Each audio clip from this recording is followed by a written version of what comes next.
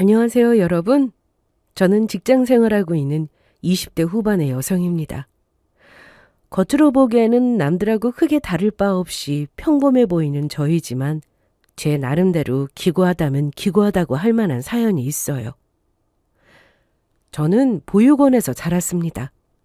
처음부터 양친이 모두 없었던 것은 아니고요.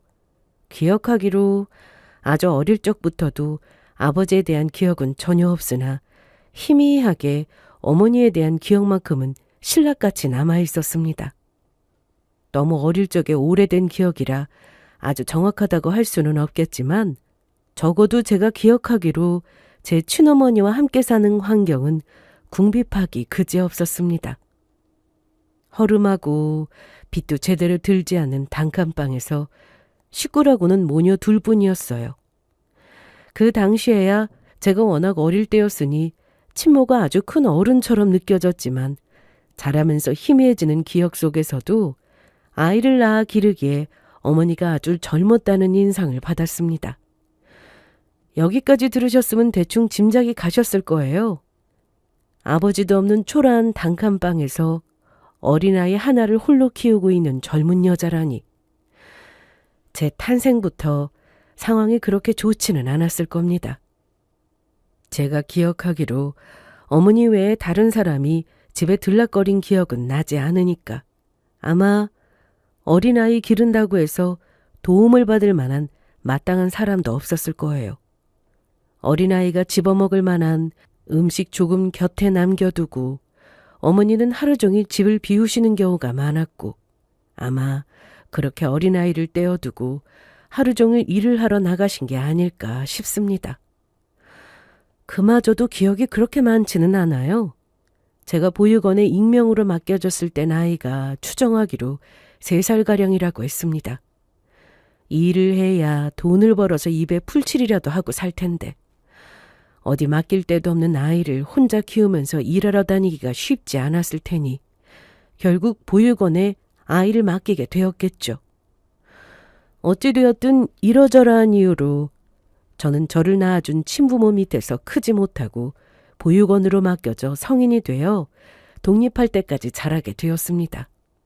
지금이야 어릴 적의 희미한 기억 짜맞추고 이러저러한 정황을 고려하여 조금은 제3자의 눈으로 제 상황을 바라볼 수 있게 되었다고 하지만 보육원에서 내내 자라온 저로서는 부모 원망을 하지 않기가 더 힘들었습니다.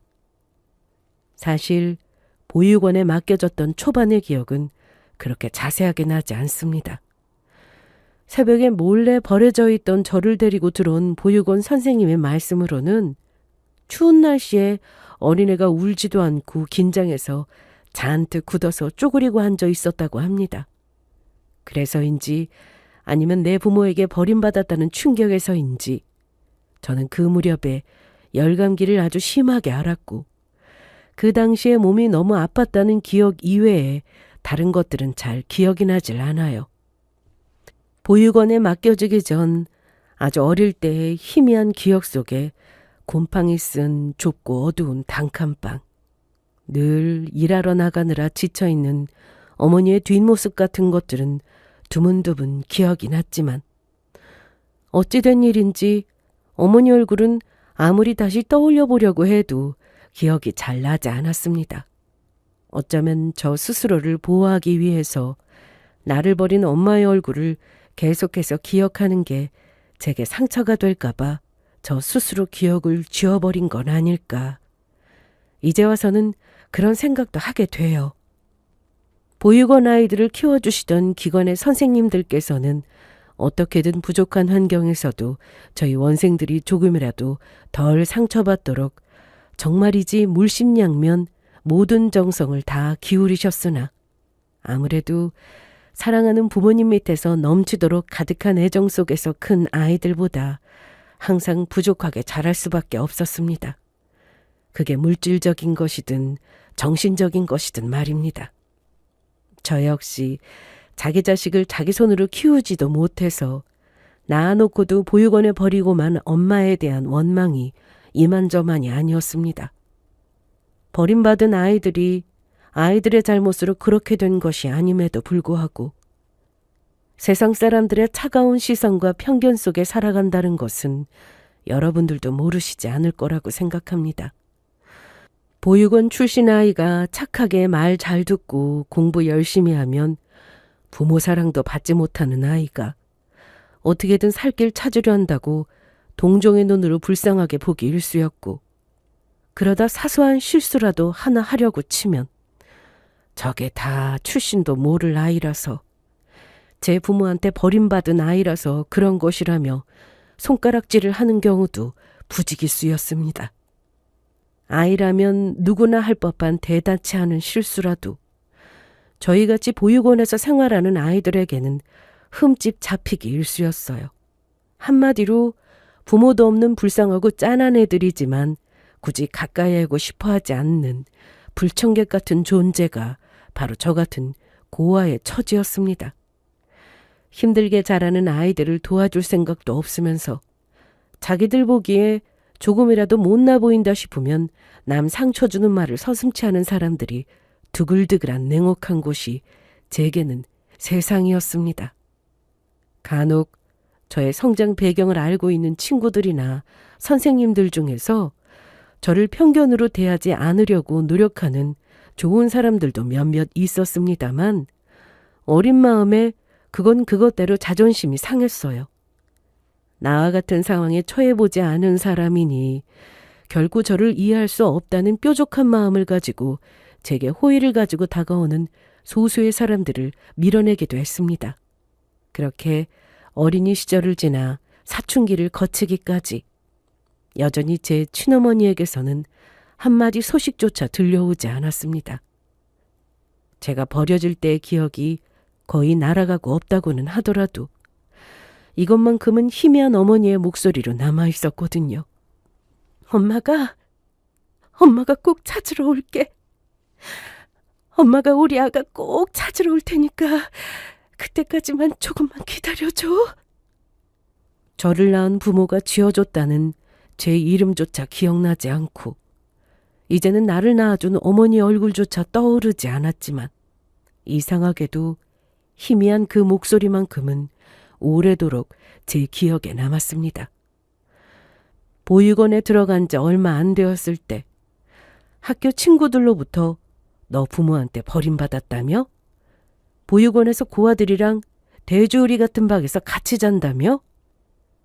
이런 소리를 들으며 괴롭힘 당하고 상처를 많이 받았을 때 제가 유일하게 기댈 수 있는 한마디가 바로 이거였으니까요. 나를 보육원에 떼어놓고 가기는 했지만 엄마가 정말로 나를 버린 건 아니야.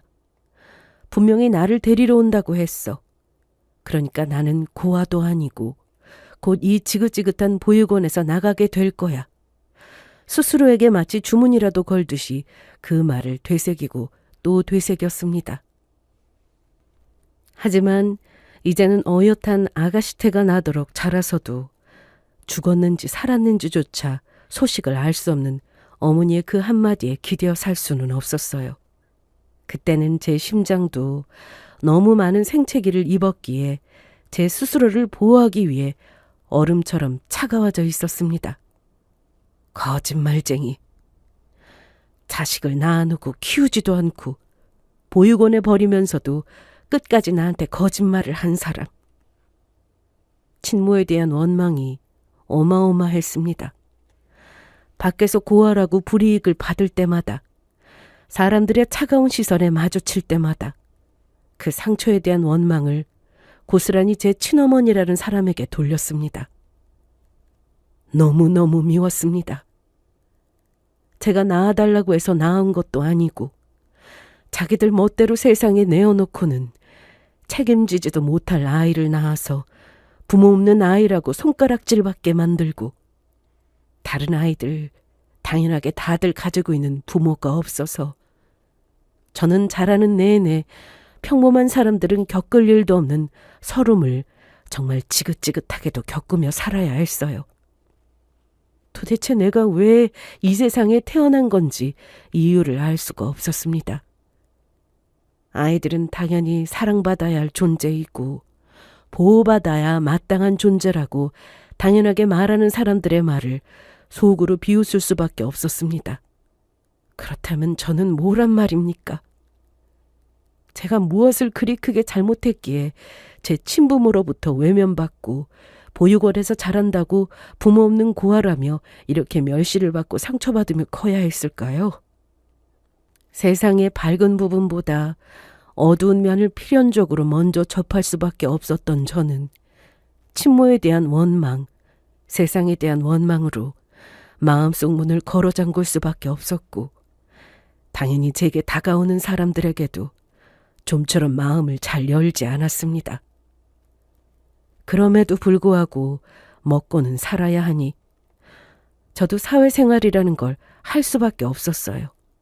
아직 어린 학생으로서 보육원이라는 지붕이나마 가지고 있었을 때는 그래도 세상을 원망하는 것만큼은 제 마음속으로 실컷 할 수 있었는데, 이제는 저도 고등학교를 졸업하고 성인이 되어 세상 밖으로 나아갈 수밖에 없었습니다. 사람이라면 누구나 친절하게 다가오는 사람을 좋아하지, 그 당시에 저처럼 상처 많이 받아서 다가가기 어렵고 좀처럼 곁을 내어주지 않는 사람을 좋아할 리가 없었겠죠. 이제는 내 밥벌이 내가 알아서 하고 살아야 한다고 생각하니 아무데도 의지할 데 없는 저 같은 사람의 마음속에 세상을 원망하는 마음이 있다 한들 남들에게 그런 티를 내면서 살 수는 없었어요. 예전에는 그런 태도가 저를 고아라고 손가락질하는 데 그쳤다면 이제는 제 생계에 직접적인 영향을 미칠 테니까요. 그렇게 나름대로 직장 생활하면서 사회생활에 녹아들다 보니 적어도 겉으로는 평범하게 자라난 다른 사람들하고 무난하게 섞일 수 있게 되었습니다. 그러는 와중에도 제게 더 깊이 다가오려고 하고 남들 눈에는 보이지 않은 제가 쌓아놓은 벽을 부수고 들어오려는 사람들에게만큼은 여전히 방어적인 태도를 고수하는 저였습니다. 이제는 조금 머리가 굵어서 각자 사람마다 사정이라는 것이 있는 것이고 다들 나름의 사연이 있다는 것을 어렴풋이 이해하기는 했지만 역시 저 스스로에게는 제가 가진 상처와 사연이 가장 와닿을 수밖에 없는 법이니까요. 고등학교 졸업하고 소정의 지원금을 받아 취업하게 된 회사 근처의 작은 원룸으로 독립을 하게 되고 회사 생활을 하게 되었어도 남들을 진심으로 내 사람이라고 받아들인 적은 없었던 것 같습니다. 당장 생계가 급하니 일을 시작하기는 했지만 그럼에도 학업에 대한 미련이 좀처럼 쉽게 떨쳐지지 않았습니다.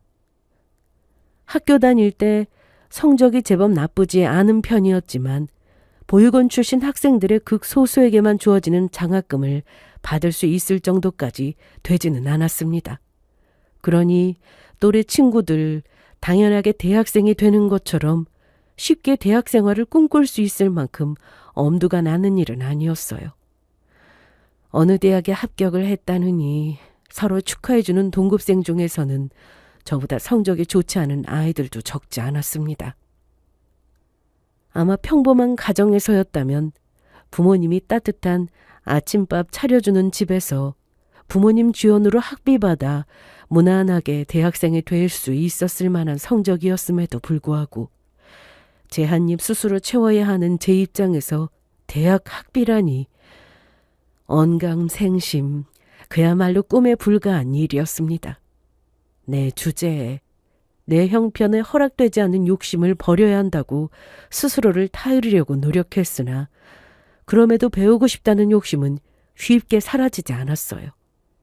그리하여 직장생활 5년차, 20대 중반에 들어설 무렵 드디어 야간대학에 입학하는 데 성공하게 되었습니다. 남들 보기에는 대단치 못한 것이라 생각하실지도 모르겠으나 제게 있어서는 보육원에 버려진 순간부터 지금까지 이뤄낸 것 중 스스로 이루어낸 가장 큰 성과였습니다. 처음으로 나도 노력하면 할 수 있다는 희망이 생겼어요. 그동안은 워낙 주변 환경도 좋지 않고 모아놓은 돈도 생전 한 푼 없다시피 해서 꿈꿀 수 없는 일이었으나 이제 직장에서의 경력이 조금은 쌓여 어느 정도 일도 손에 익게 되고 더더욱 공부의 필요성을 실감하게 되었습니다. 제 입으로 들어가는 것, 입는 것, 쓰는 것 모두 아끼고 또 아껴서 악자까지 번 돈의 거의 대부분을 열심히 모았기에 가능한 일이었습니다. 제 인생에서 부려본 가장 큰 욕심이었어요. 그러던 것을 현실로 이루고 나니 얼음장 같던 제 마음도 조금은 녹아버렸나 봅니다. 제 주변에 다른 누군가를 두는 걸 상상하지 못하고 살아왔던 저였는데 야간대학에 다니기 시작하면서 평생 잊지 못할 인연 또한 만나게 되었습니다. 그 사람은 제가 다니던 야간대학에 강사로 일하던 사람이었어요.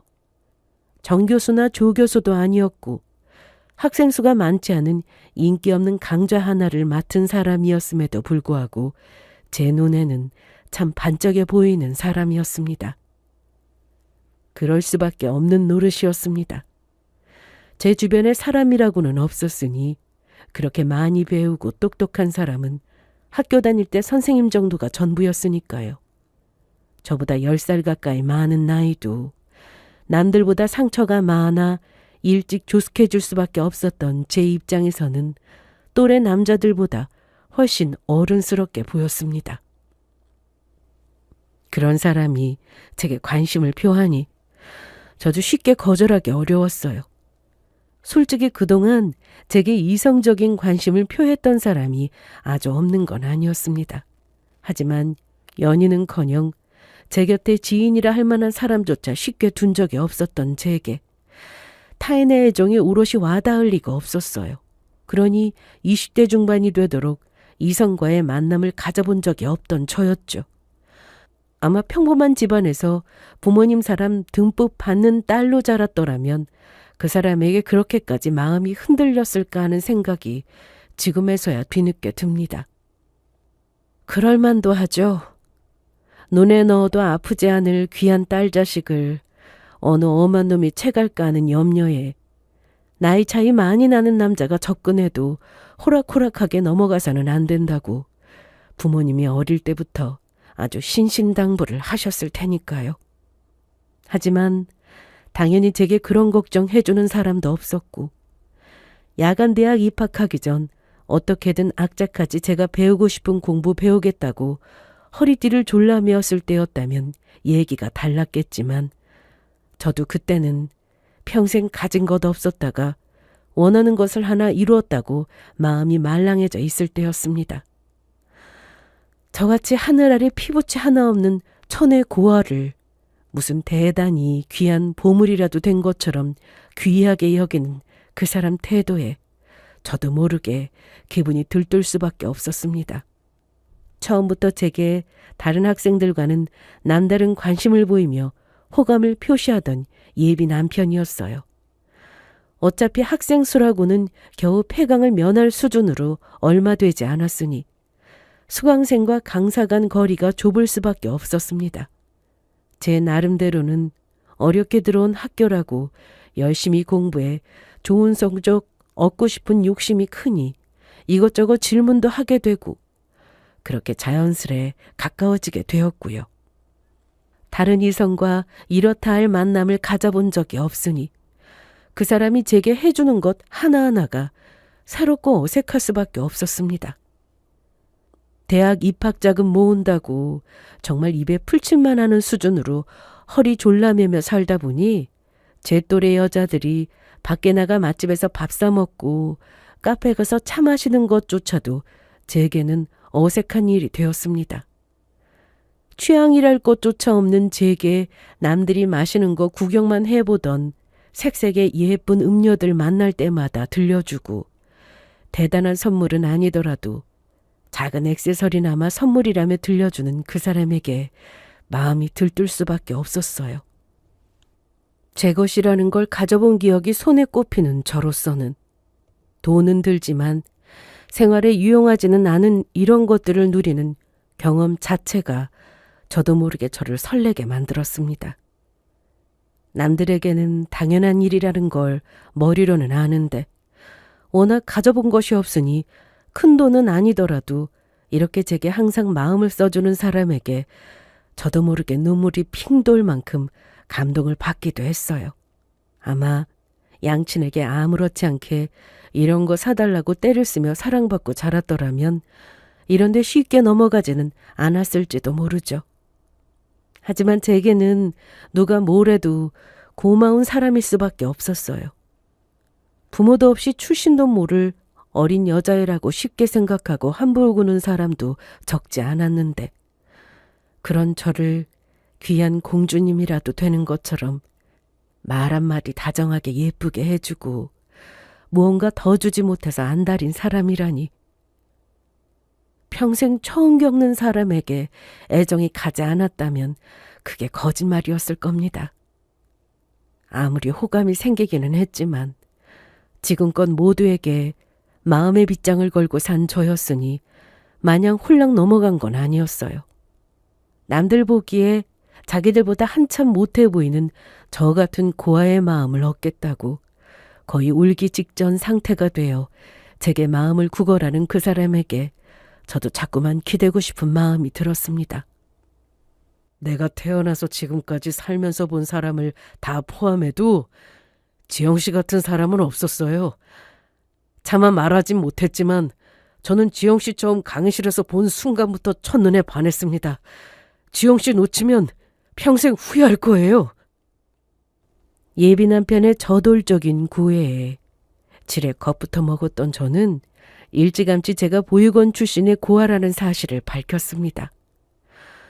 평생 그 사실을 제 가장 큰 약점이라고 생각해왔던 저였기에 스스로 그런 말을 올리는 일은 거의 없었습니다. 하지만 제 가장 큰 약점을 속이고 저를 저렇게나 좋다는 사람에게 미리 말하지 않은 것은 기만이나 다름없다고 생각했습니다.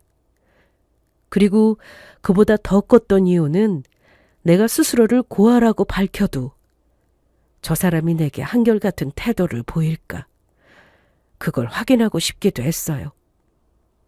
저를 좋게 생각하고 다가왔던 사람들 중에서도 뒤늦게 제가 고아라는 걸 알고 절 대하는 태도를 손바닥 뒤집듯 하던 이가 없지 않았습니다.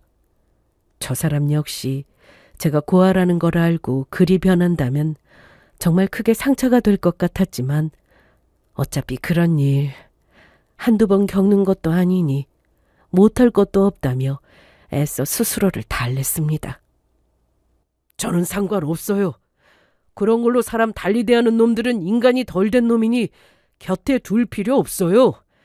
지영 씨가 그동안 그런 걸로 상처받으면서 얼마나 힘들었겠어요. 내가 꼭 약속할게요. 사람이 살면서 항상 옳은 일만 하고 살 수는 없겠지만 적어도 지영 씨가 보육원에서 자랐다는 이유로 상처 주는 일은 죽어도 없을 거예요. 하지만 제 어려운 고백에도 아랑곳하지 않고 오히려 그간 제가 받았을 상처에 마음 아파하며 더욱 적극적으로 제게 구애하는 예비 남편이었습니다. 얼음장 같던 제 마음도 결국 그 사람 앞에 녹아버릴 수밖에 없었습니다. 그렇게 꿈 같은 나날이 이어졌습니다. 평생 나는 내 짝은커녕 마음 터놓고 지낼 수 있는 소중한 친구 하나 만들지 못하고 살 줄 알았는데 왜 하나보다 둘이 더 좋다고, 홀로 지내는 것보다 사랑하는 가족들과 함께 지내는 것이 훨씬 좋다고들 하는지 저는 그 사람을 만나면서 비로소 마음 깊이 이해하게 되었습니다.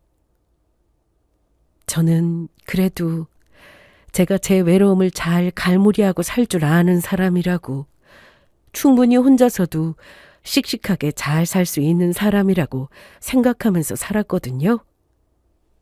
그런데 그게 아니었어요.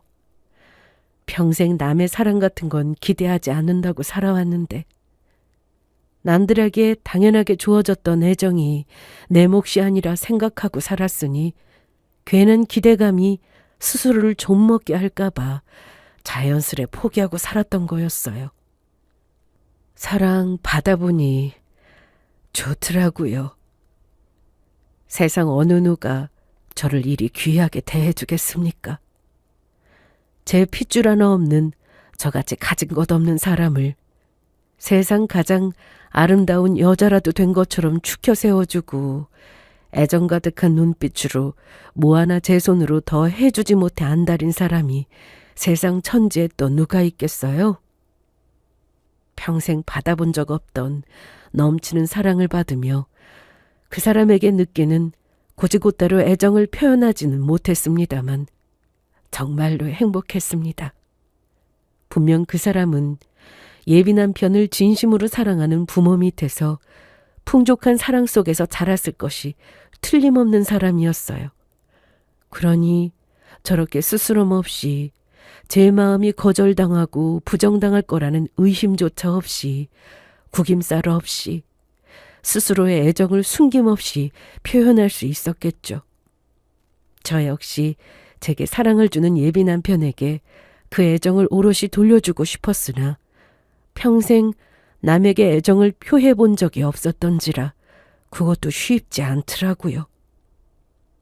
한편으로는 지금의 이 꿈 같은 시간이 언제 끝날까 하는 생각을 하면 땅 밑으로 떨어지는 기분이 들곤 했습니다.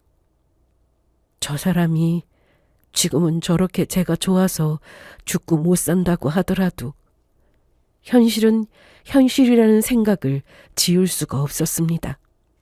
지영씨, 우리 결혼하고 나면 지영씨 공부도 더 하고 내가 외조 정말 제대로 해줄게. 제가 만나기 시작한 초반부터 거침없이 입에 결혼을 올리고 그걸 당연한 미래처럼 이야기하던 예비 남편이었습니다.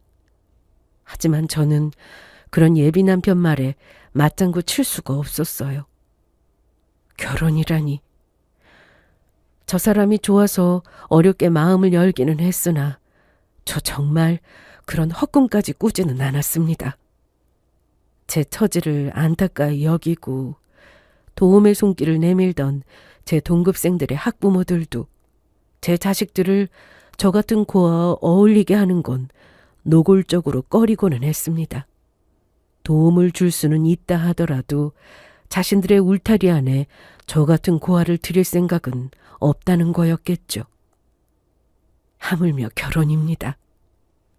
저 사람이야 제가 제 부모를 기억조차 못하는 보육원 출신 고아라 하더라도 아무 상관없다며 오히려 그렇게 하루라도 더 빨리 제 유일한 가족이 되어야겠다며 거의 떼를 쓰듯 결혼을 졸랐지만 제게는 결코 쉽게 결정할 수 있는 문제가 아니었어요. 저 사람이 지금이야 저를 세상에서 가장 귀한 여자 취급한다 하더라도 그게 평생을 갈지 어떻게 장담할 수 있겠습니까? 그 사람이 들으면 서운함에 눈물을 쏟을 소리겠지만 평생 사람에게 상처받은 일을 반복해온 저로서는 아무리 저 사람이 제게 지금 좋은 사람이라 할지라도 영원히 변치 않는 마음을 확신하기가 어려웠어요. 그리고 설사 저 사람이 평생 저에 대한 마음이 변치 않는다 하더라도 저 사람의 부모님은 그럴 리가 없겠죠. 제 자식 곁에 잠깐 머무르는 학교 친구로도 보육원 출신 고아를 탐탁치 않게 생각하는 이들이 부직 있습니다. 세상 어느 부모가 제 사랑하는 자식의 짝으로 고아를 맞이하고 싶겠어요? 그래서 애시당초 결혼은 언감생심, 내가 욕심낼 일이 아니라고 저도 모르게 마음 접고 지내고 있었습니다. 그리고 굳이 그런 생각이 아니더라도 그때 제 나이가 아직 20대 중반이었어요. 그리 열망하던 대학에 입학한 지도 얼마 되지 않았고 제 상황이 아니라 하더라도 결혼을 꿈꾸기에 스스로 어린 나이라고 생각하기도 했고요.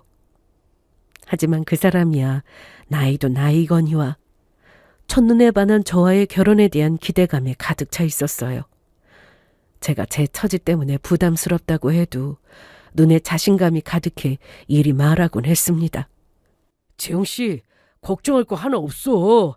내가 설마 지영씨 가족 없다고 우리 가족한테 나쁜 소리 듣게 할 것 같아?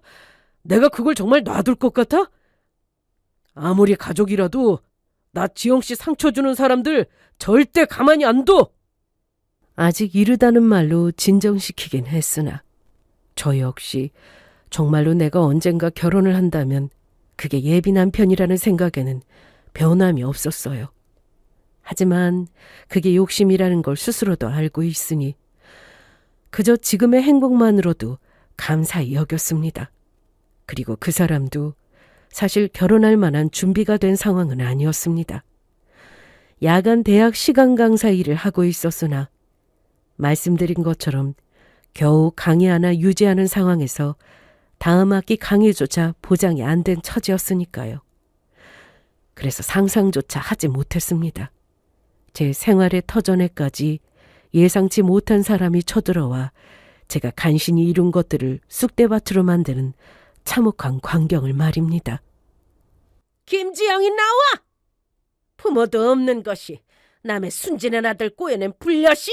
당장 나와!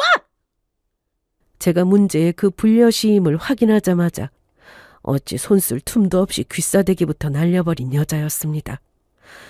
그게 제가 그리 사랑했던 예비 남편의 옴이라는 인간이었습니다. 이 천한 것이 어디서 출신도 모를 천박한 것 주제에 감히 순진한 내 아들을 꼬셔서 우리 집에 들어앉으려 들어? 보고 배운 것도 없는 고아 주제? 제 머리채를 잡고 더러운 년, 천박한 년, 아주 입에 담지도 못할 험한 말을 속사포처럼 쏘아대는 여자였습니다.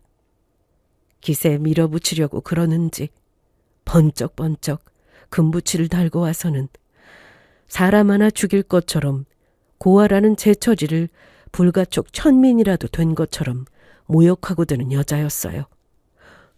이 사람 미쳤나 봐. 당장 이 손 못 놔요? 어휴, 지영씨 괜찮아? 어리 빠진 저보다 더 놀란 직장 동료들이 저 그 여자 손에서 떼어내겠다고 안간힘을 쓰는 와중에도 그 여자의 폐악은 계속되었습니다. 너! 두 번 다시 우리 애 앞에서 나타나서 살랑거렸다가는 그때는 내 손에 맞아 죽을 줄 알아! 너 같은 거 시체 치워도 부모도 없는 거 걷어줄 인간이나 있을 것 같아?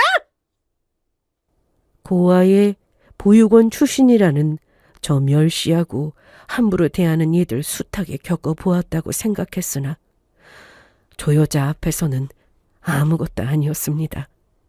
동료들이 폐륜적 언사를 쏟아내는 그 여자 꼴을 보고 경악하는 와중에도 비참한 와중에 분노가 차올랐습니다. 당신이 뭔데 내 직장까지 쳐들어와서 나한테 이따위 짓을 해? 내가 결혼하자고 했어? 당신 아들이 나한테 매달린 거야. 결혼 안 한다는 나한테 당신 아들이 매달리고 또 매달려서 만나준 거라고. 저도 정말이지 악에 바쳐서 악다구니를 썼습니다. 세상에 상처받으면서 남은 건 알량한 자존심뿐이었던 제게 제 생업의 현장까지 쳐들어와 저를 밟으려드는 예비 시모는 사랑하는 예비 남편의 어머니가 아니라 저를 해치려는 악귀에 불과했어요. 처음 보는 여자에게 얻어맞아 입가가 피가 나도록 터지고 머리칼까지 쥐어뜯긴 비참한 꼴을 직장에 전시하게 된 것이 너무나도 비참했습니다. 아무리 저 여자 보기에 별 볼 일 없어 보여도 나름대로 제 한몫하며 열심히 살고 있던 직장이었어요. 이제 저 여자 폐악으로 제가 고아인 줄 몰랐던 동료들까지 저를 색안경 끼고 보게 되었다고 생각하자 그만 콱 죽어버리고 싶었습니다. 한참 더 난동을 피우던 여자가 결국 경호팀 손에 질질 끌려 나갔습니다. 걱정하는 동료들 말을 뒤로 하고 곧장 예비 남편부터 찾았어요. 지용씨, 내가 정말 미안해. 화풀이는 나한테 하라고 내가 그렇게 신신당부를 했는데 내가 당신 결혼하자는 소리에 그러겠다고 한 적 있어? 분명 좋은 소리 들을 리 없으니까 섣불리 행동하지 말자고. 우리들 다 결혼 준비도 안 되어 있으니 괜한 분란 만들지 말자고 그렇게 얘기를 했는데 내 허락도 없이 일방적으로 집에 결혼 통보한 것도 모자라서 당신 어머니한테 나 기어 이런 비참한 꼴까지 당하게 하니까 속이 시원해? 나도 답답해서 그랬지. 나라고 어머니가 이렇게까지 하실 줄 알았겠어? 자기도 어떻게 그렇게 자기 생각만 해? 내가 지영 씨랑 얼마나 결혼이 하고 싶었으면 이렇게까지 했겠어. 내가 이렇게나 노력했는데 자기가 조금만 숙여줬으면 우리 엄마도 좀 달리 생각했을지 또 어찌 알아? 순간 말문이 막혔습니다. 제 입장에서는 아무 마음의 준비도 되지 않은 상황에서 이 봉변을 당했는데 무슨 대처를 얼마나 현명히 해서 나 죽어봤자 거둘 부모도 없다는 제 어미 폐하게 숙여준답니까?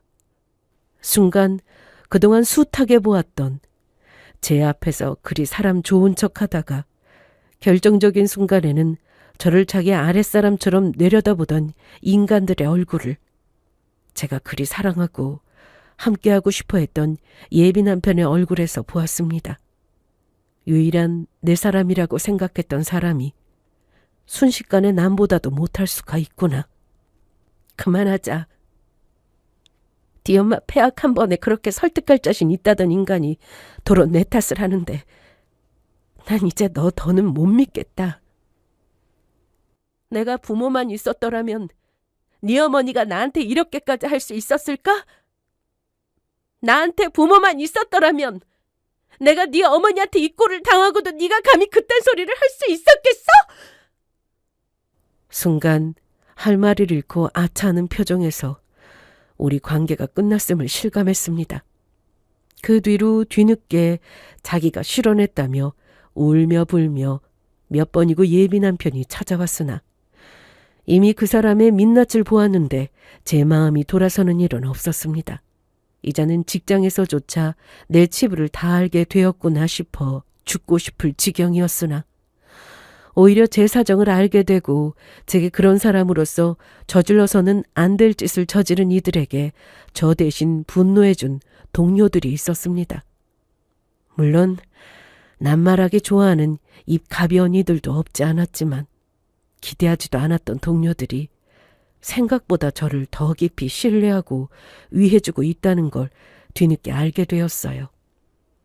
이제 내 인생에 믿을 이는 아무도 없다고 괴로워하고 있었는데 나쁜 인연이 떠나자 나를 생각해주고 있던 좋은 인연이 있었다는 것도 알게 되었습니다. 한때는 내 인생의 영원한 생채기가 될 줄 알았으나 그 일도 2년쯤 지나니 희미해져 갔어요. 지나간 인연이라는 게 그런 거겠죠? 생각해보면 제게 상처를 주었던 사람들 역시 결국에는 아무것도 아닌 이들이 되어 잊혔으니 그라고 그러지 못할 것도 없습니다. 친모와 생각지도 못한 재회를 한 것도 그 즈음이었습니다.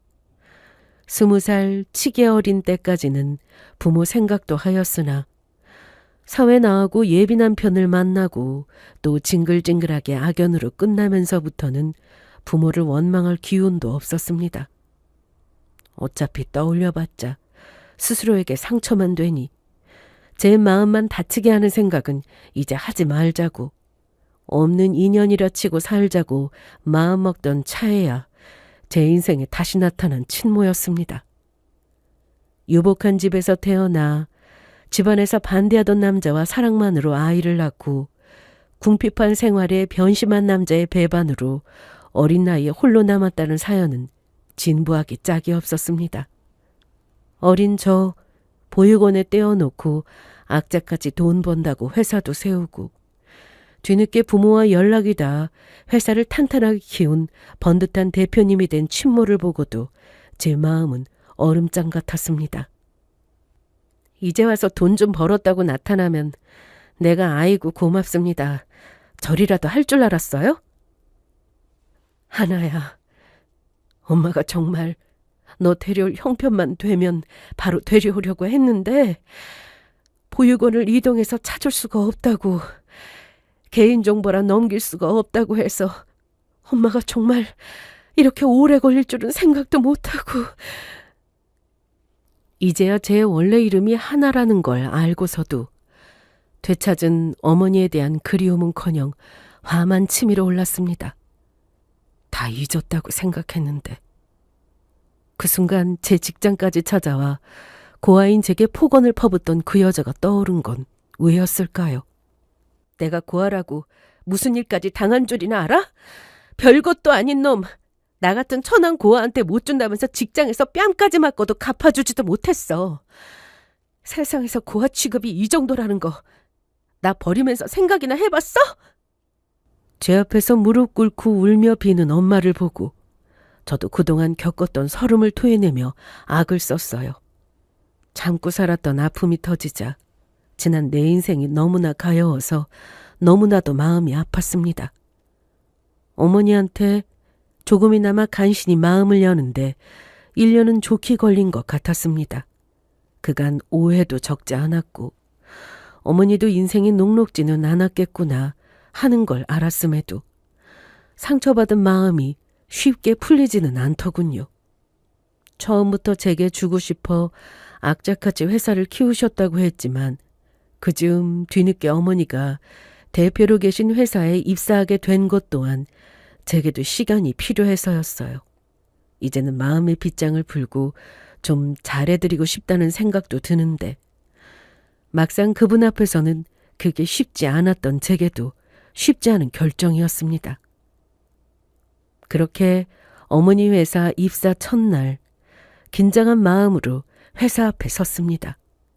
미리 찾아보기는 했으나 번쩍번쩍한 고층 빌딩 규모에 압도되는 기분이었어요. 내가 이룬 모든 건 전부 다 너를 위한 거였어. 너 없으면 평생을 바쳐 일군 것들 죄다 아무짝에도 소용없는 것들 뿐이야. 그러니까 엄마가 옆에만 있게 해주면 안 되겠니?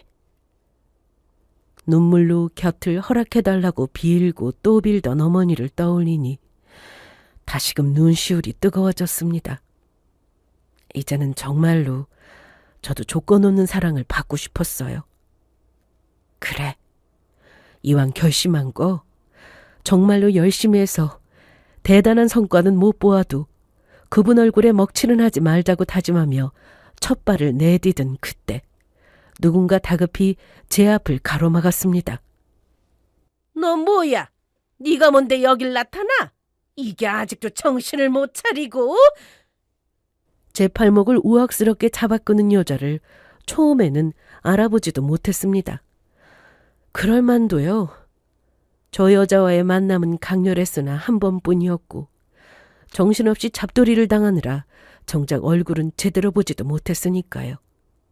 예, 이제는 존재조차 희미해진 예비 남편의 막대 먹은 어미가 바로 그 여자였습니다. 생각지도 못했던 등장에 정신을 추스르기도 전 저 혼자 급해서는 다다다 쏘아대는 여자였어요. 질긴 것이 끝난 지가 언젠데 여기까지 나타나서는 네가 여기까지 와서 빈다고 내 아들 너 같은 고아한테 줄 것 같아? 기가 막혀 헛웃음이 나올 소리였어요. 저 옆편에 낯짝 들이밀기 직전까지 별 볼 것 없던 놈 떠올리지도 않고 살던 저였어요. 3년 전 제 일터에서 저를 죽일 듯 짓밟던 여자가 재앙처럼 보였는데 그때보다 훨씬 초라한 차림새에 빽빽 소리를 쳐대는 게 이렇게 우스워 보일 줄이야 저도 몰랐어요. 그때였습니다. 우리 딸 어서 와. 오느라 힘들었지? 괜한 오해받기 싫으니 조용히 오겠다고 했는데 제가 올라오질 않으니 그새를 못 참고 내려오신 어머니셨습니다. 만면에 미소를 지으며 제게 다가왔다. 웬 여자에게 우악슬에 팔목을 붙들린 걸 보고 안색이 싹 바뀌었습니다. 순간 제가 처한 이 상황에 짜증이 났어요. 엄마, 내가 그랬죠? 세상이 고아라면 아주 못 잡아먹어 난리라고. 오직하면 이따위 여자도 이미 안중에도 없는 아들놈한테 고아가 매달릴까 싶어 이렇게 우습게 취급하겠어요? 제 곁에 두 여자 표정이 동시에 질렸습니다. 제가 예비 남편과 헤어지는 과정에서 그 어미에게 손찌검까지 당했다는 걸 알고 있는 제 어머니나 천혜 고아라서 제까짓게 평생 짓밟아도 될 줄 알았던 것이 하늘 같은 대표님을 엄마라고 부르는 걸 목도한 그 여자나 놀라긴 마찬가지였겠죠. 엄마라니? 너 같은 게 우리 대표님은 어찌 알고? 여기서 소란 피울 생각 말고 올라들 오시죠. 이를 악물고 목소리를 낮춘 어머니 앞에서 쪽도 못 쓰고 쪼그라든 여자였습니다. 내 새끼를 아까워서 나는 마음껏 쓰다듬어 보지도 못한 내 딸이 이 고운 뺨을 감히 네 년이 쳤어? 대표실 문이 닫히자마자 사람 하나 죽여버릴 기세로 그 여자 귀싸대기를 날려버린 어머니였어요. 얻어맞은 그 여자도 그 여자지만 저도 놀라 뒤로 넘어질 뻔했습니다. 때려 죽여도 모자랄 것을 내 회사 매점까지 들여서 먹여 살리고 있는 줄 알았으면 내가 너 진작에 죽여버렸어. 감히 내 딸을, 내 귀한 딸을. 아이고 대표님, 살려주세요 대표님. 이성을 잃고 눈이 뒤집혀 정말 사람 하나를 죽이고도 남을 기세인 어머니를 결국 놀라서 제 손으로 뜯어말릴 수밖에 없었습니다. 안 나가고 뭐해요? 살고 싶으면 나나 우리 엄마 앞에 낯짝 들이밀 생각 말고 빨리 꺼지라고! 혼이 나가서 꽁무니 빠지게 도망치는 그 여자 꼴을 보고 어머니가 오열하기 시작하셨습니다. 내가 죄인이다. 어미라는 게 내 새끼 떼어놓고 고아라고 평생 서름 겪게 만들고 저런 버러지 같은 것들이 내 목숨보다 귀한 새끼를 다치게 만들었어. 내가 죽일년이다. 내가 죽일년이야. 저절하게 울며 부르짖는 어머니셨지만 이상하게도 후련한 기분이 들었습니다. 잊고 살았다고 생각했지만 갚아주지 못했던 그날의 추억을 한 방에 날려버린 엄마를 보면서 비로소 저도 진정으로 제 엄마에게 마음을 열 수 있었어요. 하나야, 엄마가 너 원하는 건 내 목숨을 내놓아서라도 다 해주마. 두 번 다시 저런 천박한 것들이 감히 너한테 해코지할 생각조차 못하게 만들 거야. 내가 절대로 가만히 안 둘 거야. 그렇게 둘뿐인 대표실에서 엄마와 얼싸안고 가슴속에 남았던 눈물을 폭포수같이 쏟아내며 비로소 남은 앙금을 털어낼 수 있었습니다. 그 벌레 같은 여자는 교의 못난 아들놈까지 저희 모녀 앞에 들이밀며 기어이 일을 키웠습니다. 아이고 아가씨, 내가 모자라서 사람을 몰라보고 우리 애도 아가씨랑 헤어지고 얼마나 힘들어한 줄 몰라. 늙은이가 괜한 욕심 부려서 한창 사이좋은 애들 사이 갈라놨으니 이제 순리대로 해야 하지 않겠어요? 사형수도 죽기 전에 유언은 듣는다고 이미 작살낼 준비를 다 마친 상황에서 심판자의 자세로 맞이한 여자는 마지막까지 줄줄 쓰레기를 뱉어놓았습니다. 그 옆에 그새 더 늙고 초라해진 비겁한 남자는 저런 남자한테 한때 인생을 걸고자 했던 것이 창피할 정도로 볼품이 없어 더 눈길 줄 가치도 없었고요. 그대로 잡상이보다 못한 취급으로 쫓겨난 모자에게는 이내 날벼락이 떨어졌습니다. 없는 죄도 뒤집어 씌워 그 여자 보내버릴 작정이었던 엄마는 회사 매점으로 들어오는 과정에서 제 친인척인 직원 뒷배로 뒷돈 써서 들어앉은 걸 발견하자마자 대형 로펌을 선임하셨습니다. 간단히 가게 빼는 걸로 해결 볼 수 있는 일을 일부러 키워 거액의 배상금까지 걸고 고소까지 해서 그 집구석을 완전히 주저앉힐 계획을 차곡차곡 실현했죠. 가뜩이나 별 재주도 없어 근근히 전문대 강의 하나씩 맡던 예비 남편 역시 찾아주는 이 하나 없는 신세가 되었습니다. 저희 엄마 탄탄한 사업 인맥으로 압박이 전혀 없었다고 하기는 어렵지만 제 생각엔 엄마가 굳이 그렇게 애써주지 않으셨어도 그 나이에 변변한 자리 하나 꿰차지 못하는 놈이 스스로 고꾸라졌을 거라 생각하긴 하지만요. 그래도 그놈 그거 써봤자 학교에 좋을 일 없을 거라는 걸 아는 것과 모르는 것의 차이는 클 테니 결국에는 저 함부로 대한 이들 결코 좌시하지 않을 거라는 엄마의 다짐을 실현하셨죠. 그 여자는 매점 운영권 박탈은 말할 것도 없고 부정청탁 등 관련한 송사로 그간 모은 얼마 안 되는 재산 싹 처분해도 해결이 안 날 정도로 거액의 부담금을 지불해야 했습니다. 아들이란 놈 벌이가 시원치 않아 무리해서 벌인 일이 이토록 거대한 눈덩이로 불어나 제 가족을 압박할지는 그 여자도 거기까지 몰랐겠죠. 허황된 꿈이었어도 언젠가는 대학 교수 되어 떵떵거리고 살 줄 알았던 일말의 희망마저 잃은 예비 남편 역시 신세 망치긴 마찬가지였습니다. 하던 가락이 그거라고 그 알량한 일자리마저 잃은 이후로는 집안에 들어앉아 폐인처럼 두문불출이라 하니 그것도 사람 노릇하고 살긴 글렀네요. 회사로 저 찾아온 거 경호 붙여준 엄마 덕에 제 얼굴도 못 보고 길바닥에 내동댕이 처지길 여러 번. 결국 엄마와 함께 사는 저태까지 꾸역꾸역 귀여운 그들을 마지막으로 만나주었습니다. 내가 아무리 잘못했다지만 한국 땅에서 팔 붙일 곳도 없게 이렇게 몰아붙이면 우리는 어떻게 삽니까? 잘못한 거 하나 없이도 당신같이 천박한 여자한테 그 꼴을 당한 나도 있는데 죄지어 벌 받는 게 그렇게 억울해? 그러게 사람 봐가며 건드리지 그랬어. 나야말로 니들같이 수준 떨어지는 것들이 감히 나한테 주제도 모르고 눈독 들이길래 정신 차리게 해준 건데 고아니 뭐니 사람 봐가며 더러운 짓 하던 것들이니 이제 처지 바뀌어 니들쯤은 눈 감고도 밟을 수 있는 나한테 밟히는 것도 당연히 감수해야지. 평생 나랑 어울릴 일 없는 니들 같은 것들 만나주는 것도 이번이 마지막이니까 더 험한 꼴 보기 싫으면 찍소리 말고 쥐 죽은 듯이 살아. 알겠니?